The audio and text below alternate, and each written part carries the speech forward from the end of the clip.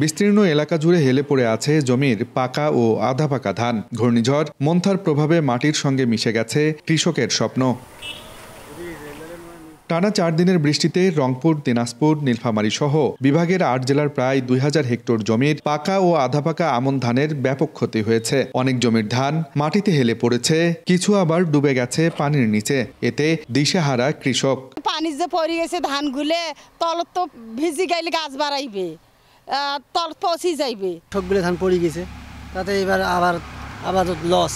আমরা প্রতিনিয়ত কিন্তু এই ধান চাল এই ক্ষেতের উপরে আমাদের কিন্তু পেটে নির্ভরশীল। এতে মনে করো কিষেন নিলে কিষেন মনে করো দাম দেওয়া একটা কামলা মূল্য 700 টাকা। যে জায়গায় এখন 10 মণ 12 মণ হইলে হয়, এই জায়গায় এখন 7 মণ 6 মণ ধান হবে। এটা এখন আমাদের এখন লস। তবে ক্ষতির পরিমাণ নির্ধারণ করে কৃষকদের প্রণোদনা দেওয়ার আশ্বাস কৃষি বিভাগের। মাঠ পর্যায়ে আমাদের উপসহকারী কৃষক কর্মকর্তা খুবই তৎপর রয়েছে। যেখানে যেখানে এই সমস্যাগুলো হয়েছে সেখানে উপসহকারীরা যাচ্ছে এবং কৃষকদের পরামর্শ দিচ্ছে। আমরা ক্ষতিগ্রস্তের রিপোর্ট সরকারি কৃষি মন্ত্রণালয়ে পাঠাবো। তারা অবশ্যই বিষয়টা প্রতিবার পুনর্বাসন হিসেবে সেটা বিবেচনা করে প্রণোদনা দেওয়া হয়। কৃষি বিভাগের তথ্য মতে টানা বৃষ্টিতে রংপুর অঞ্চলে 1214 হেক্টর ও দিনাজপুর অঞ্চলে 581 হেক্টর সহ মোট 1795 হেক্টর জমির ধান ক্ষতিগ্রস্ত হয়েছে।